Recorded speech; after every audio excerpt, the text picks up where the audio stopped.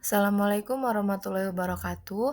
Perkenalkan saya Aura Syafia Tifal dengan NPM 2531212 dari Fakultas Teknik dan Ilmu Komputer, Program Studi Informatika. Di sini saya akan menjelaskan secara singkat tentang karya ilmiah yang saya buat melalui PPT yang berjudul Strategi Teknologi Artificial Intelligence dalam Pengambilan Keputusan Bisnis di Era Digital. Pendahuluan, di era digital, perusahaan harus beradaptasi dengan kemajuan teknologi. AI menawarkan kemampuan analis data canggih yang memungkinkan keputusan lebih cepat dan tepat. AI juga menghadirkan tantangan etika dan transparansi yang harus dikelola dengan baik. Apa itu strategi teknologi AI dalam pengambilan keputusan bisnis di era digital? AI adalah cabang ilmu komputer yang membuat sistem mampu meniru kemampuan manusia seperti berpikir, belajar dari data, mengenali pola, dan mengambil keputusan. Strategi teknologi AI dalam pengambilan keputusan bisnis di era digital adalah upaya sistematis untuk mengoptimalkan kecerdasan buatan sebagai alat bantu pengambil keputusan yang cepat, akurat, dan berbasis data sambil tetap mempertimbangkan aspek etika, keamanan, dan pengawasan manusia. Dengan strategi yang tepat, AI bukan menggantikan manusia, melainkan mendukung manusia agar dapat mengambil keputusan yang lebih cerdas dan strategis. Teori. Yang pertama adalah teori kecerdasan buatan, Artificial Intelligence Theory. Kecerdasan buatan adalah cabang ilmu komputer yang berfokus pada pengembangan sistem yang dapat melakukan tugas yang biasanya memerlukan kecerdasan manusia. Menurut Russell dan Norvig, AI mencakup berbagai teknik, termasuk pembelajaran mesin, pemrosesan bahasa alami, dan sistem pakar. Dalam konteks bisnis, AI dapat digunakan untuk menganalisis data, memprediksi tren, dan mendukung pengambilan keputusan yang lebih baik. Yang kedua, teori pengambilan keputusan. Pengambilan keputusan adalah proses memilih antara beberapa alternatif untuk mencapai tujuan tertentu.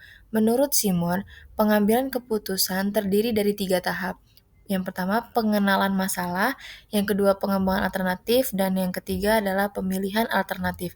Dalam era digital, AI dapat mempercepat dan meningkatkan kualitas proses ini dengan menyediakan analis data yang mendalam dan rekomendasi berbasis data. Yang ketiga adalah teori analis data. Analis data adalah proses menginspeksi, membersihkan, dan memodelkan data dengan tujuan menemukan informasi yang berguna, menarik kesimpulan, dan mendukung pengambilan keputusan. Menurut Davenport dan Harris, perusahaan yang menggunakan analis data secara efektif dapat meningkatkan kinerja mereka dengan mengidentifikasi pola dan tren yang tidak terlihat sebelumnya. AI berperan penting dalam analis data dengan kemampuannya untuk memproses dan menganalisis data dalam jumlah besar dengan cepat. Yang keempat adalah teori etika dalam teknologi. Penerapan teknologi, termasuk AI, harus mempertimbangkan aspek etika untuk menghindari bias dan diskriminasi. Menurut Binns, penting bagi perusahaan untuk mengembangkan pedoman etika yang jelas dalam penggunaan AI, guna memastikan bahwa algoritma yang digunakan bersifat adil dan transparan. Hal ini penting untuk membangun kepercayaan dengan pemangku kepentingan dan masyarakat. Dan teori yang terakhir adalah teori kolaborasi sektor publik dan swasta. Kolaborasi antara sektor publik dan swasta dapat menciptakan ekosistem yang mendukung inovasi dan pengembangan teknologi. Menurut Kurniawan dan Setiawan, sinergi antara perusahaan, pemerintah, dan lembaga penelitian dapat mempercepat adopsi teknologi AI dan memastikan bahwa penggunanya bertanggung jawab. Kolaborasi ini juga dapat membantu dalam mengatasi tantangan yang dihadapi dalam penerapan AI, termasuk masalah etika dan transparansi. Kelebihan strategi teknologi AI dalam pengambilan keputusan bisnis di era digital. Yang pertama adalah kecepatan dan efisiensi proses analis data. Teknologi dapat memproses data dalam jumlah besar secara cepat, sehingga memungkinkan organisasi untuk memperoleh informasi yang relevan secara real-time. Hal ini dapat meningkatkan efisiensi waktu yang dibutuhkan untuk pengambilan keputusan dibandingkan dengan metode manual. Contohnya, AI dapat digunakan untuk menganalisis tren pasar secara akurat dalam hitungan detik, sehingga memungkinkan perusahaan mampu menyesuaikan strategi mereka dengan cepat. Yang kedua, peningkatan akurasi dan objektivitas. AI menghilangkan bias manusia yang sering mempengaruhi pengambilan keputusan. Kinerja algoritma AI berbasis data dan model statistik, sehingga dapat menghasilkan prediksi yang lebih akurat. Sebagai contoh, dalam bidang keuangan, AI digunakan untuk mendeteksi pola penipuan, fraud detection, dengan tingkat akurasi yang tinggi. Dan yang ketiga adalah kemampuan prediksi yang unggul.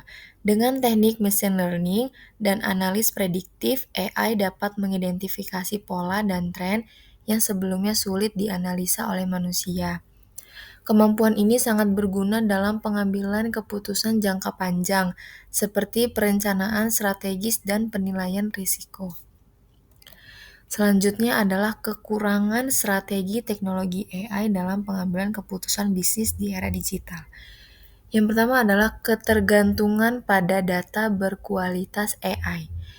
Membutuhkan data yang berkualitas tinggi untuk menghasilkan hasil analis data yang efektif. Jika data yang digunakan tidak lengkap, tidak relevan, atau bias, hasil yang diperoleh juga akan bias dan dapat merugikan pengambil keputusan. Yang kedua adalah kurangnya pemahaman kontekstual meskipun AI unggul dalam analis data.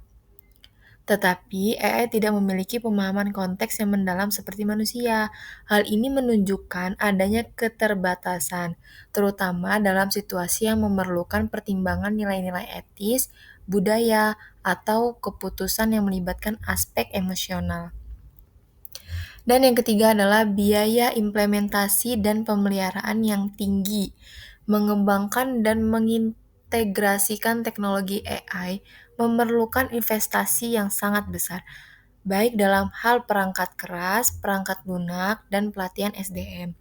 Selain itu, perusahaan juga perlu mengeluarkan biaya untuk memelihara dan pembaruan sistem AI secara berkala.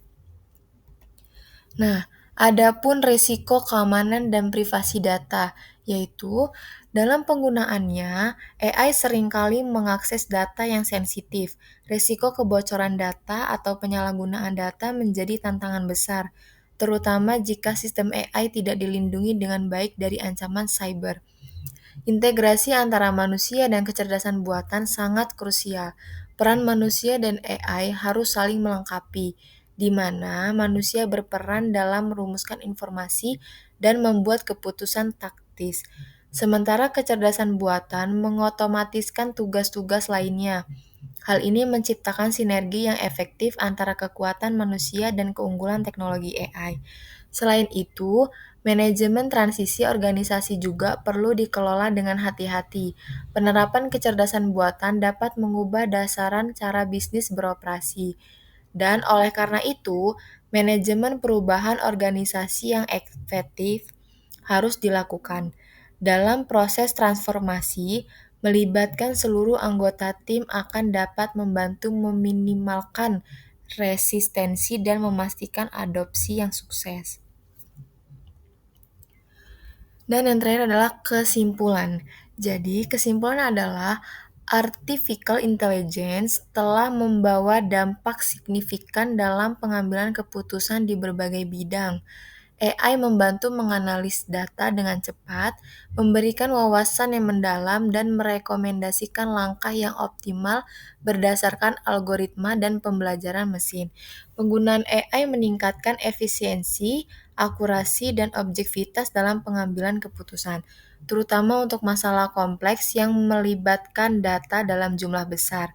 Namun, terdapat tantangan yang perlu diatasi, seperti potensi bias dalam data atau algoritma yang digunakan, kurangnya transparansi dalam proses pengambilan keputusan, serta risiko ketergantungan berlebihan pada AI yang dapat mengurangi kemampuan kritis manusia.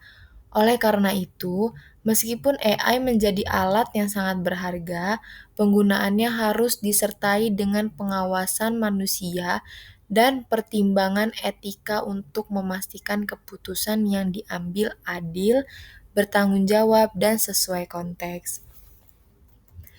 Dan ini adalah daftar pustakanya sebagai berikut. Nah, yang terakhir, terima kasih.